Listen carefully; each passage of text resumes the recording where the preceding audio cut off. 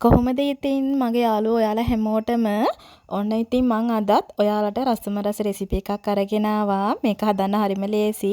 වට්ටක්ක කොළ පාවිච්චි කරලා හදන්න පුළුවන් රසම රස රොටි රෙසිපි එකක් තමයි මං ඔයාලට අරගෙන ආවේ. රොටියක් වුණාට මේක හදන විදිහ ගොඩක් වෙනස්. ඉතින් මං අත්තා වට්ටක්ක කොළ දෙක තුනක් මේ විදිහට හොඳට පිරිසිදු කරලා අරගත්තේ.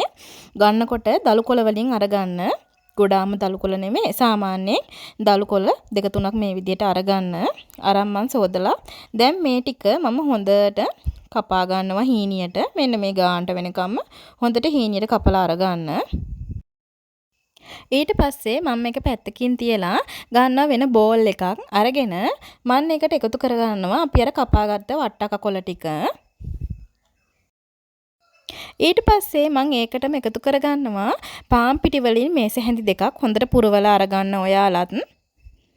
ඔයාලට කැමති ප්‍රමාණයක් ගන්න පුළුවන්. මම මේ පෙන්නුවේ මං ගන්න ප්‍රමාණය. ඔයාලා මිශ්‍රණය වැඩි කරගන්න ඕන නම් තව ප්‍රමාණය වැඩි කරලා අරගන්න. ඊට පස්සේ ලුණු වෑවක් මේ විදිහට කපලා එකතු කරගන්න. ඊට පස්සේ ඒකටම කෑලි මිරිස් වලුත් තේ හැඳි භාගයක් එකතු කරගත්තා. ඒකටම කහ වලුත් තේ හැඳි භාගයක් එකතු කරගත්තා. මිරිස් කුඩු වලුත් තේ හැඳි භාගයක් මම එකතු කරගත්තා මේ විදිහට. ඊට පස්සේ ලුණු වලුත් තේ හැඳි භාගයක් එකතු කරගත්තා. ඒකටම dry yeast වලින් තේ හැඳි 3න් එකක් එකතු කරගත්තා මේ විදිහට. ඊට පස්සේ මම එකට එකතු කරගන්නවා බිත්තර ගෙඩියක්. සාමාන්‍ය ප්‍රමාණයේ බිත්තර ගෙඩියක් අරගන්න. ඔයාලට කැමති නම් ප්‍රමාණය වැඩි කරගන්නවා නම් බිත්තර ගෙඩි දෙකක් එකතු කරගන්න. ඊට පස්සේ මම මේ ටික හොඳට හැන්දක් අරගෙන දැන් කලවම් කරගන්නවා. මේ විදිහට විනාඩියක් විතර හොඳට කලවම් කරගන්න. දැන් මම මේකට වතුර වලින් මිලිලීටර 50ක් විතර එකතු කරගන්නවා. එකතු කරගෙන ඒ ටිකත් හොඳට කලවම් කරගන්න ආයෙ පාරක්. මේ විදිහට විනාඩියක් දෙකක් අරගෙන ඔයාලා හොඳට කලවම් කරගන්න මේ ටික. මට කලවම් කරන අතරතුර තේරුණා මම එකතු කරගත්ත පිටි ප්‍රමාණය මදි කියලා. ඒක නිසා මම ආයෙ පාරක් පාන් පිටි වලින් තේ හැඳි 3ක් එකතු කරගන්නවා පුරවලා. ඊට පස්සේ මම ආයෙත් හොඳට මේ ටික මේ විදිහට කලවම් කරගන්නවා. මේ විදිහට විනාඩියක් දෙකක් කලවම් කරන මේ වගේ බැටර් එකක් තමයි අපිට ඕන වෙන්නේ. ඊට පස්සේ මම මේක පැත්තකින් තියාගෙන පෑන් එකක් ලිපේ තියාගෙන ඒකට එකතු කරගන්නවා පොල් තෙල් ටිකක්. සාමාන්‍යයෙන් පොල් තෙල් ටික වැඩිපුර එකතු කරගන්න. එකතු කරලා මේ විදිහට පෑන් එක හැමතැනම යන විදිහට පොල් තෙල් ටික දා ගන්නවා. ඊට පස්සේ පොල් තෙල් ටික රත් වුණාට පස්සේ මම අපේ මිශ්‍රණය එකතු කරගන්නවා මේ විදිහට.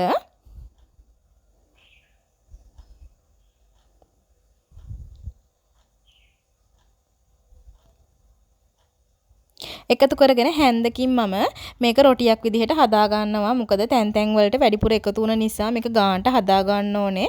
මෙන්න මේ විදිහට මම හැන්දකින් හදාගෙන දැන් මේක මම පියනකින් වහ ගන්නවා තැම්බෙනකම්ම. විනාඩි දෙකක් විතර හොඳට මද ගින්දරේ මේක තැම්බෙනකම් මම මේ විදිහට වහ ගන්නවා. ඔන්න දැන් මේ විනාඩි දෙකකට පස්සේ අපේ මිශ්‍රණය භාගයක් හොඳට තැම්බිලා තියෙන. ඒ කියන්නේ යටපැත්ත හොඳට තැම්බිලා තියෙන්නේ. මම ඊට පස්සේ මේ මිශ්‍රණය අනිත් පැත්ත හරව ගන්නවා මේ විදිහට. හරවගෙන ආයෙ පාරක් මම මේක වහලා විනාඩි දෙකක් විතර තඹ ගන්නවා. මතක තියාගන්න අපි හැම වෙලේම ගින්දර වැඩි කරන්නේ නැහැ. මද ගින්දරේ තමයි මේක අපි උයා ගන්න ඕනේ. නැත්තම් කර වෙන්න පුළුවන්. ඒක නිසා ඔන්න දැන් මේ තවත් විනාඩි දෙකකට පස්සේ දැන් අපේ රසම රස රොටි එක ලෑස්ති. හොඳට තැම්බිලා තියෙන්නේ දැන්. ඉතින් අපිට දැන් රස බලන්නයි තියෙන්නේ. මම දැන් මේ විදිහට කෙසෙල් කොලයකට අයින් කරලා රස බලන්නයි හදන්නේ. ඔයාලට මේක කැමති දෙයක් එක්ක කන්න පුළුවන්. ඇත්තට මේ කන්න කිසි දෙයක් ඕන නැහැ. මම නම් සෝස් ටිකක් එක්ක තමයි මේක රස බලන්න හදන්නේ. ඉතින් ඔයාලත් මේක අනිවාර්යයෙන්ම හදලා බලන්න. චූටි බබෙක්ට උනත් ඔයාලා දාන මිරිස් ප්‍රමාණය අඩු කරලා හදලා දීලා බලන්නකෝ. ඔයාලා කයි ආසයි. මොකද වට්ටක්ක දළු කියන්නේ ගොඩක් ಗುಣ කෑමක්. ඉතින් ඔයාලත් අනිවාර්යයෙන් මේක හදලා බලලා කොහොමද කියලා කමෙන්ට් එකක් දාන්න යන්න අමතක කරන්න එපා. මගේ channel එක subscribe කරන්නත් අමතක කරන්න එපා. ඉතින් ඔයාලට මං ආයෙත් මේ වගේ රසම රස අලුත් වීඩියෝ එකක් අරගෙන ඉක්මනටම හම්බෙන්නම්. ඔයාලට සුබ දවසක්.